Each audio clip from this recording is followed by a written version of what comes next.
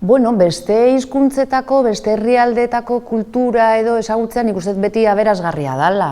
Ez dakite denbora egongo dan euren ikasgela orduetan gauza guzti horiek ikasi ahal izateko, baina ez legoke gaizki.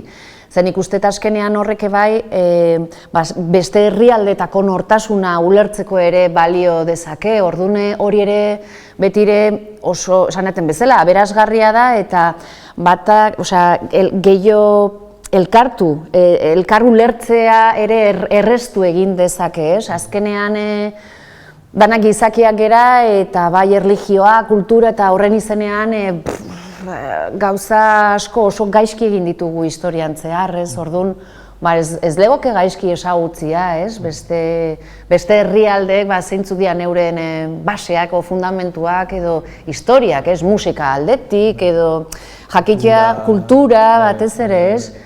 Ze gauza asko galtzen ari dira eta nik uste egon direla belaunaldi batzuk oso galduta ibili geanak edo direnak.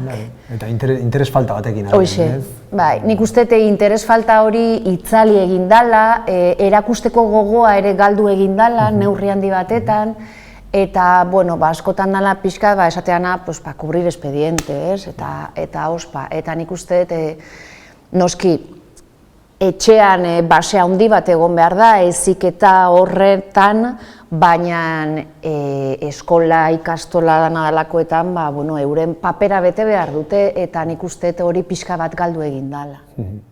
Bai, nik uste zuko hain bukaeran esan dezunaren arira, oinarrizkoa dela etxean egiten den ere bai, ez? Hau azpimarratzeko azkenean eskolan irakasten dena oso garrantzitsua da, baina etxeko garrantzia ere bai, nik pertsonalki azpimarratu nahiko nuke, askotan kontrakoa gertatzen da, ez? Batean etxean ardura edo besteengan uzten da, ez pixkat eskolangan, irakasleengan, ondo dagoela puntu hein handi batean, baina zu azkenan pentsa behar dugu nun pasatzen dituzun ordu gehien, ez?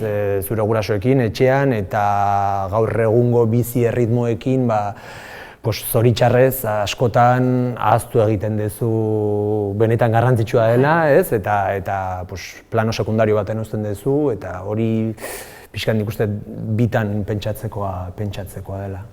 Eta oso garrantzitsua da gainera ondo aukeratzea zure seme-alabak nora eramango dituzun, ikasketa horiek edo behintzat azkenean urte garrantzitsuenak dira.